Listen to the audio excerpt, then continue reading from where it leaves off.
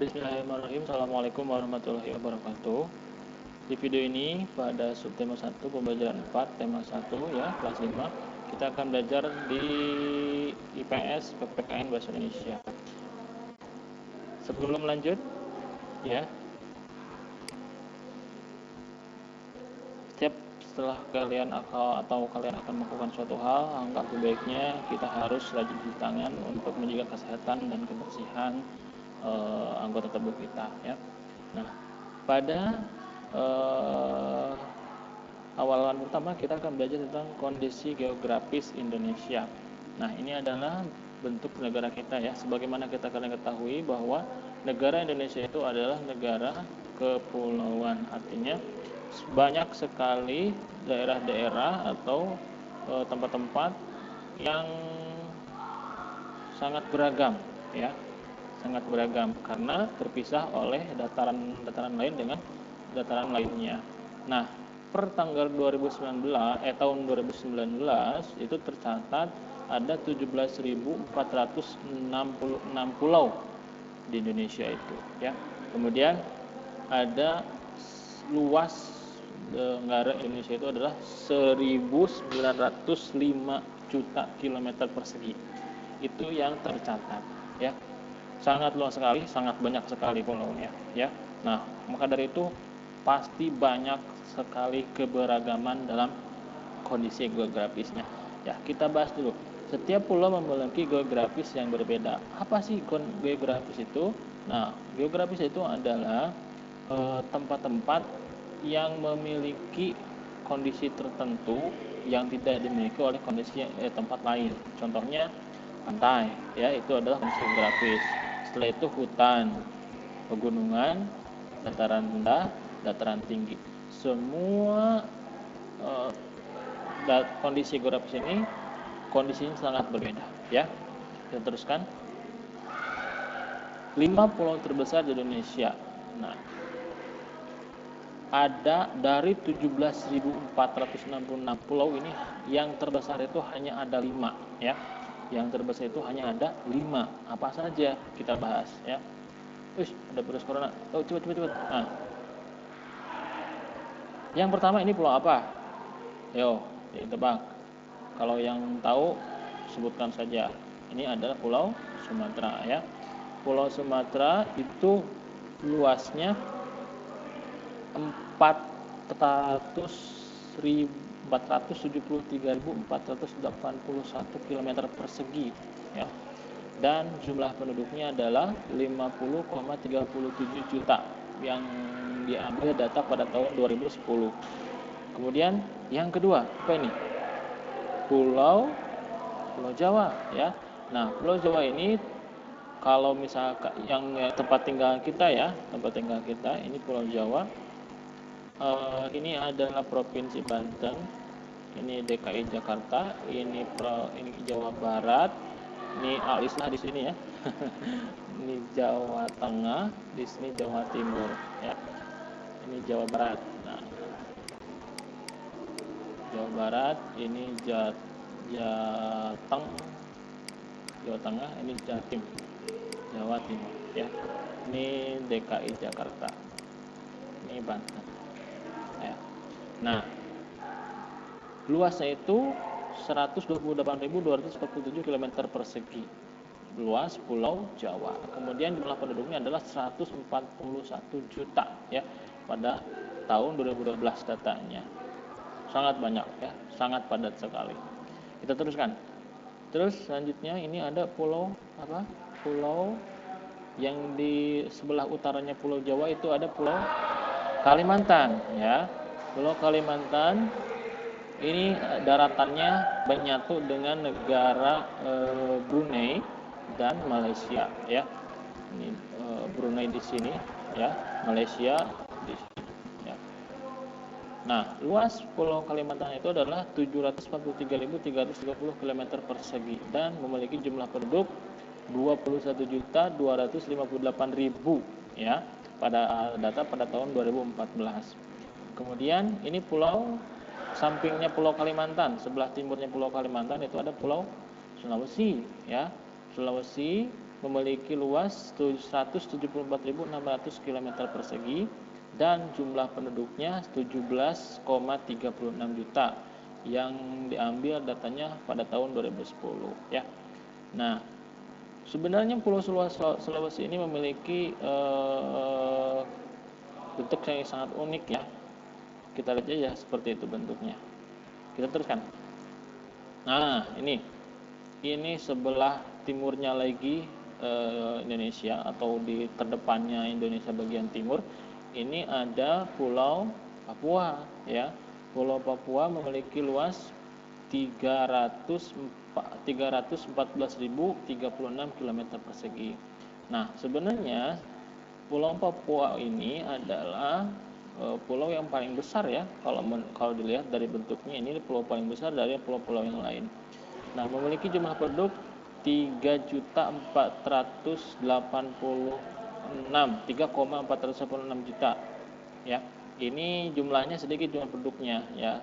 Ada kota nggak di sana? Ada ya. Yang kalian ketahui, Papua itu hutan-hutan, tapi ada kotanya juga, hotel juga ada di sana banyak ya.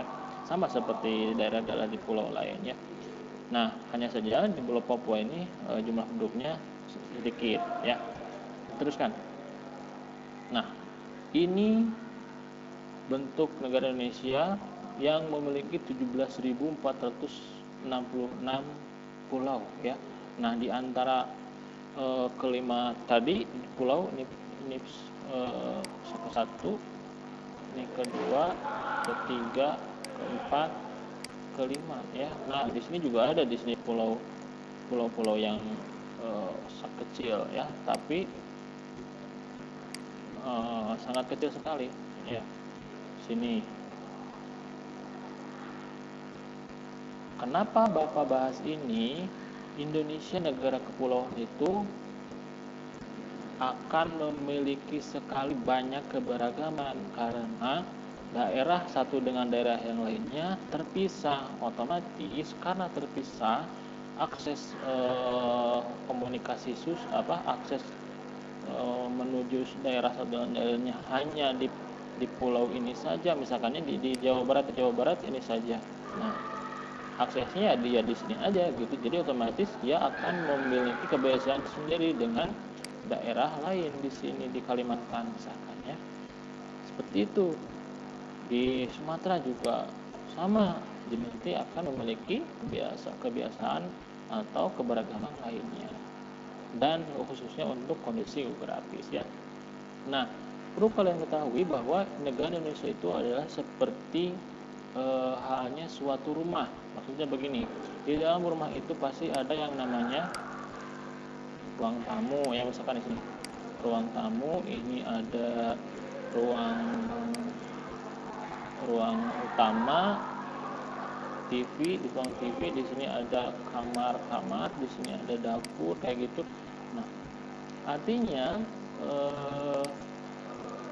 negara Indonesia itu satu sama lain, setiap daerah memiliki saling memiliki kebutuhan ya. Di antaranya ada contohnya kalau misalkan di Kalimantan ini adalah yang paling banyak pemasok kayu ya, banyak sekali hutan di sini. Artinya daerah-daerah lain juga membutuhkan gitu ya. Di daerah mana lagi?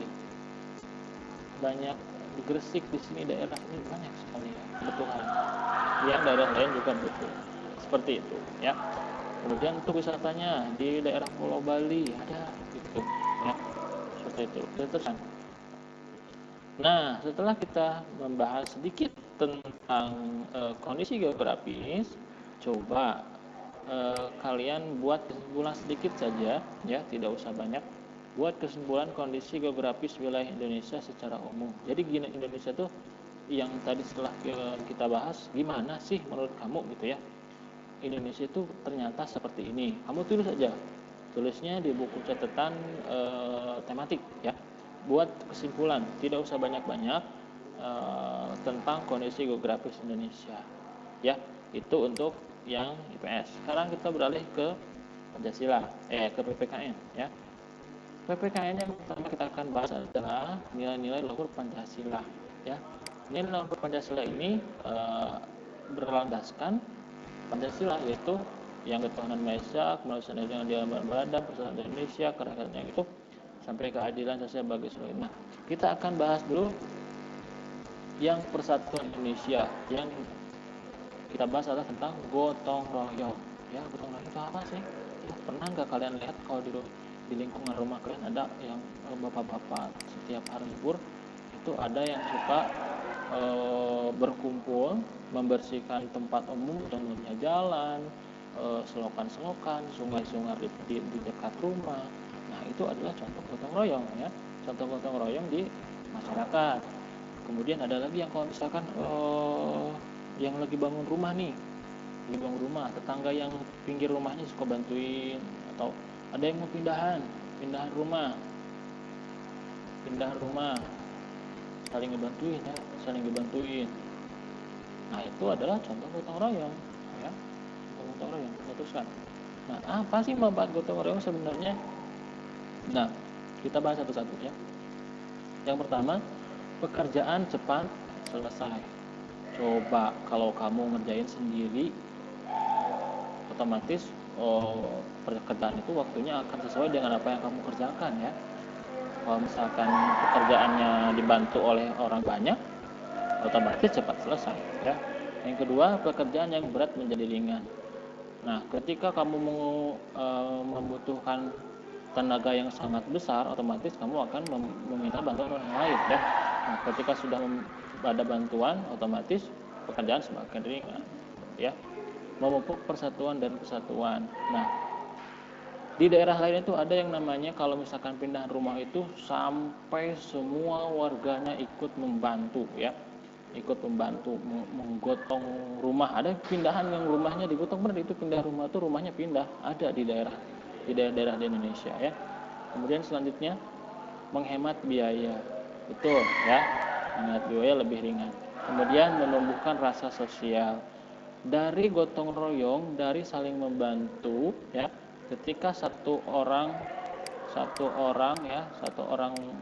dengan satu orangnya lagi setelah selesai bekerja gotong royong, dia akan berkomunikasi, artinya muncullah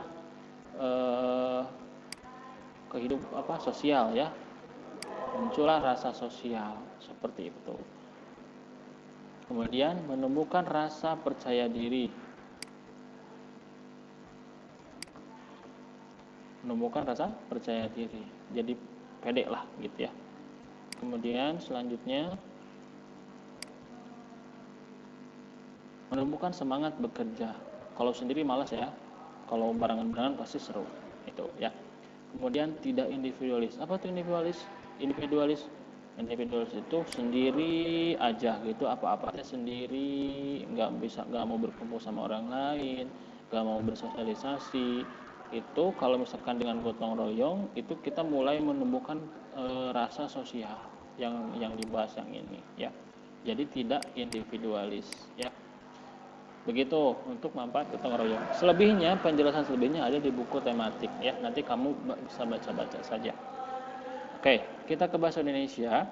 Nah, di buku halaman 40 di situ ada bacaan gotong royong modal dasar pembangunan. Kamu di sana simak, baca, pahami. Di sini ada paragraf pertama yang daerah sini, ya. Ini paragraf pertama, ini paragraf kedua, ini paragraf ketiga, ini paragraf keempat. 4 paragraf ini kamu pahami, kemudian temukan ide pokoknya di setiap paragraf. Misalkan paragraf 1,